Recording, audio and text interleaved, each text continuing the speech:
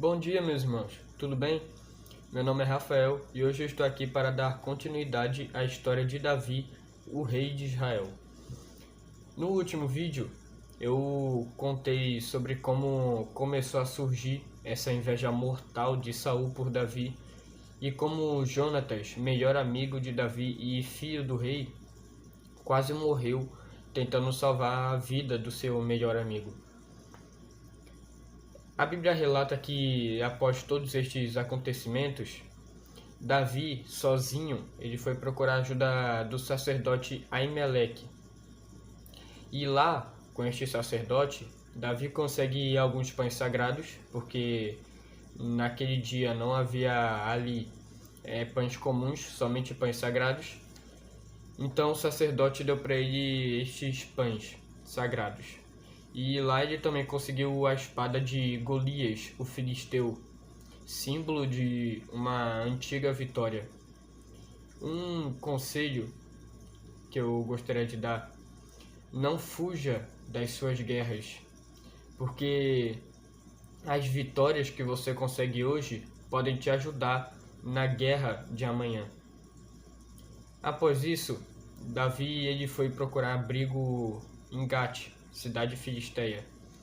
Porém, após ouvir uns comentários dos soldados sobre ele mesmo, ele ficou com medo de morrer e começou a se fingir de louco. Irmãos, imagine a cena: Davi, um soldado valente, se fingindo de louco, deixando baba escorrer pela barba, arranhando portas. É uma cena difícil de se ver, né? Porque Davi era um soldado valente, porém, ele com medo de morrer, essa foi a melhor estratégia que ele encontrou na hora para fugir da morte.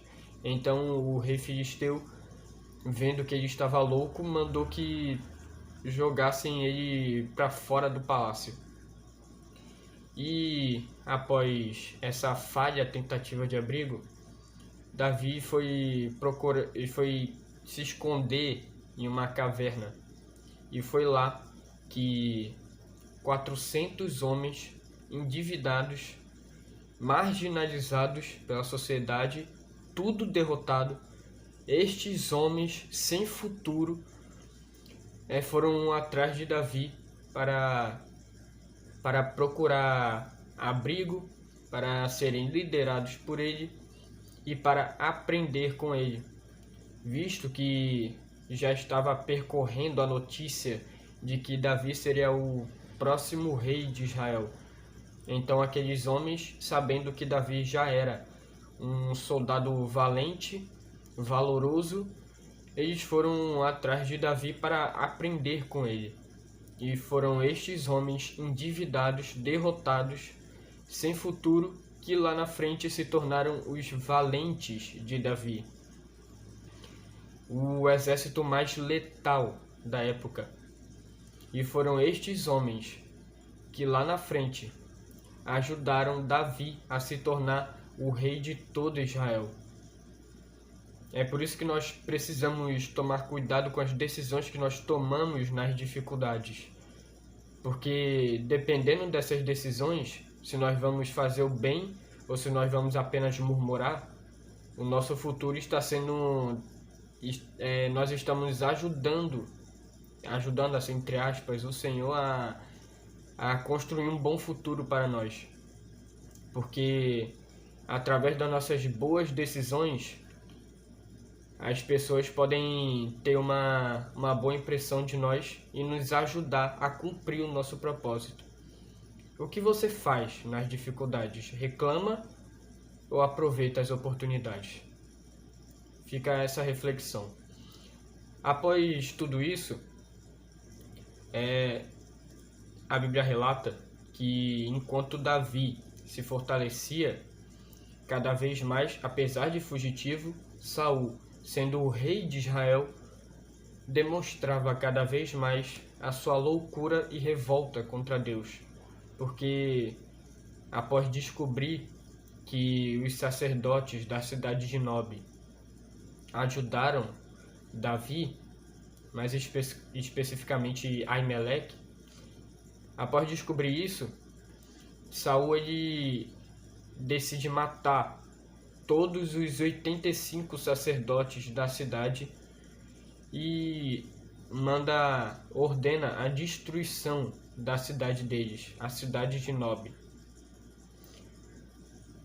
Saul, ele simplesmente louco, decide cometer mais esta loucura e ordena a matança desses sacerdotes e a destruição de suas cidades. Aquilo que ele não teve coragem de fazer contra os amalequitas, que eram inimigos de Israel, ele faz contra homens de Deus. Tome cuidado para que aquilo que você não tem coragem de fazer contra o seu inimigo, ou inimigo do Senhor, você acabar fazendo contra aquele que é servo de Deus, que é temente ao Senhor. Apenas o sacerdote Abiatar, filho de Aimeleque, sobreviveu a essa matança e foi se abrigar com Davi. Após isso, a Bíblia diz que, em um contexto completamente inesperado e inusitado, Davi ele tem a oportunidade de matar Saul, porém poupa a sua vida. Aconteceu assim: Saul, indo atrás de Davi para matá-lo, ele começa a passar mal, precisa aliviar o ventre, fazer as suas necessidades, e ele decide entrar em uma caverna para fazer isso. E de tantas cavernas que existiam em Israel, Saul entrou justamente na caverna que Davi e os seus homens estavam escondidos. Não tem nem como dizer que isso não foi Deus. E os homens de Davi, vendo que aquilo estava acontecendo, disseram a Davi: esse é o dia que Deus entrega o teu inimigo nas tuas mãos e te diz: faça com ele o que bem parecer aos teus olhos. E foi exatamente isso que Davi fez, porque ele foi lá, cortou um pedaço do manto de Saul e voltou para os seus soldados. Os soldados comemoraram, enquanto Davi ficou com o coração pesado. O coração de Davi pesou porque ele cortou um pedaço do manto do rei.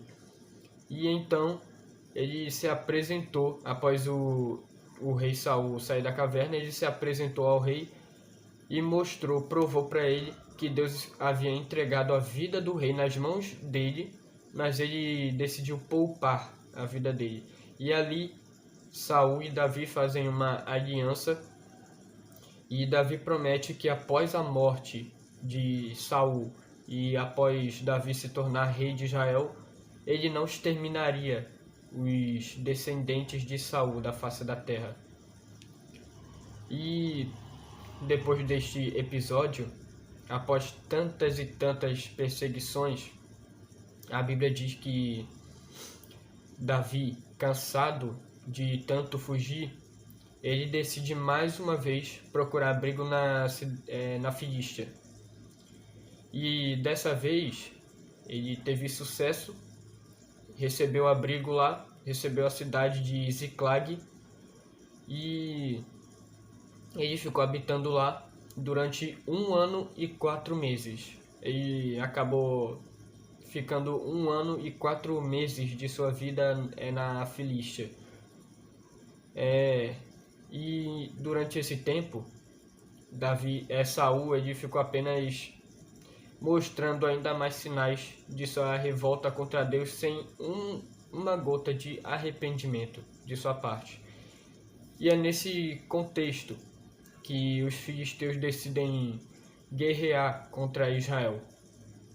E quando o rei Saul ele vê o exército filisteu, a imensidão e o tamanho do exército inimigo, ele fica apavorado, e nesse momento ele decide consultar a Deus, o Deus que ele tanto desprezou e que ele tanto se levantou contra. Agora ele decide procurar ajuda dele.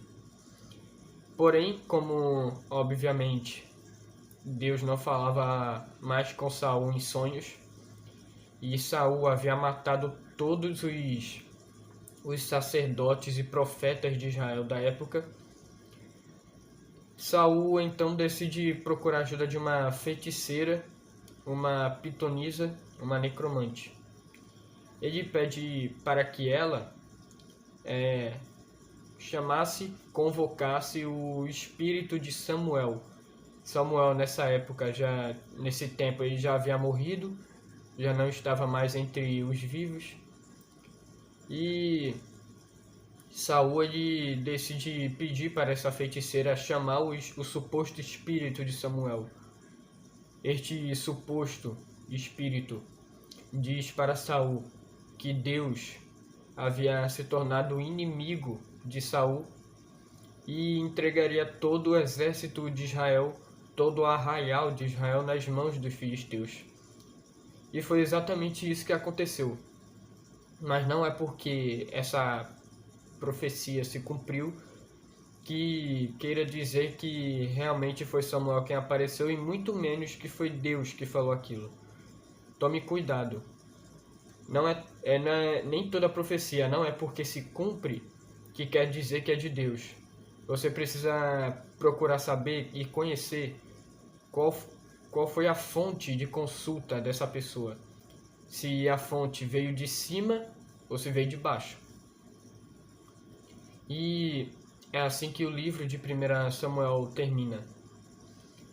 Termina com Davi, por um lado, se fortalecendo cada vez mais, enriquecendo, e enquanto Saul termina morto em batalha, em guerra, juntamente com seus 3 filhos, Jonatas, Abinadab e Malquissua.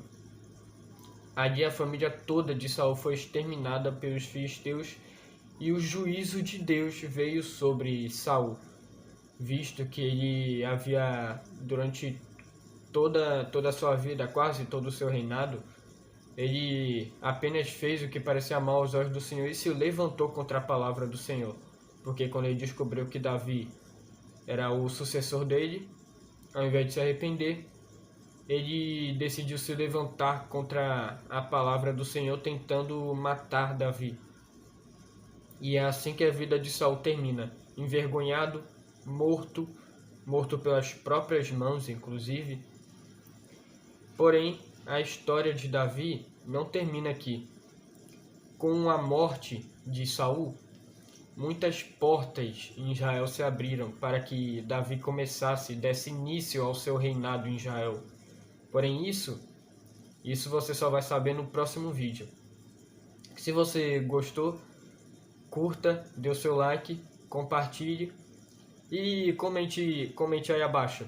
Se fosse você no lugar de Davi e Deus entregasse Saul, o seu maior inimigo, nas suas mãos, você pouparia a vida dele ou o mataria sem dó nem piedade? Seja sincero na resposta, viu? Fala aí que eu tô curioso para saber. Fica com Deus e até o próximo vídeo.